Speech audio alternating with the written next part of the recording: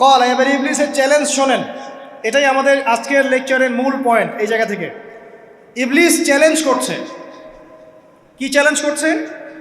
ফাবিমা আগওয়াইতানি, হে আল্লাহ, আপনি যে কারণে আমাকে বিচ্যুত করলেন, মানে আমি আমার যে কৃতকর্মের কারণে আপনার রহমত থেকে বঞ্চিত হয়ে গেলাম, ঠিক আছে, লাআকুদান্না লাহুম সিরাতাকাল মুস্তাকিম, আমি সেই আদমের এবং আদমের সন্তানের সরল পথে ওত পেতে বসে থাকবো।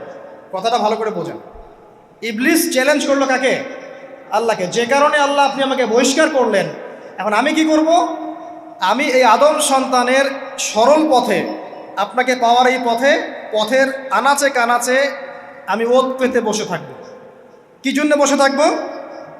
যাতে করে আমি আদম সন্তানকে বিচ্যুত করতে পারি। শুধু তাই নয়, সে আরও বলছে সুম্মা লাআতিয়ান্নাহুম, আমি শুধু বসেই থাকবো না, আমি আদম সন্তানের কাছে আসব। মিন বাইনি আইদিহিম, তার সামন থেকে আসব। ওয়া মিন খালফিহিম, আদম সন্তানের পিছন থেকে আসব। ওয়া আন আইমানিহিম, তার ডান দিক থেকে আসব। ওয়া আন শামাইলিহিম, তার বাম দিক থেকে আসব।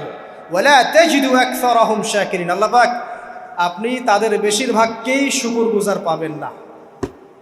কথা কি ক্লিয়ার না? কোনো সমস্যা? ইবলিস কি চ্যালেঞ্জ করলো?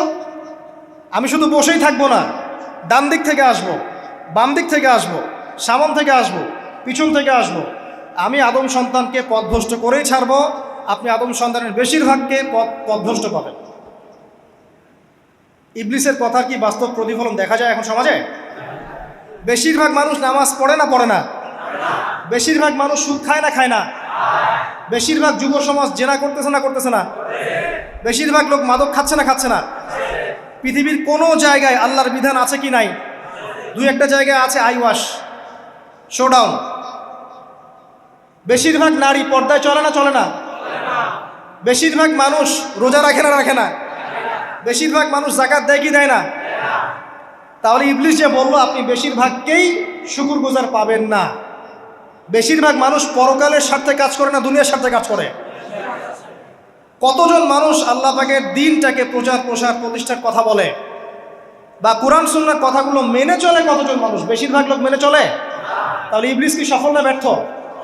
ইবলিসের চ্যালেঞ্জ কি সফল না ব্যর্থ? ইবলিসের কথা সে কিন্তু অক্ষরে অক্ষরে পালন করেছে। আর এই ইবলিসকে আল্লাহ পাক কেন পৃথিবীতে নিয়েছেন? আমাদেরকে পরীক্ষা করার জন্য, যেন আমরা এই সরল পথ থেকে বিচ্যুত না হই।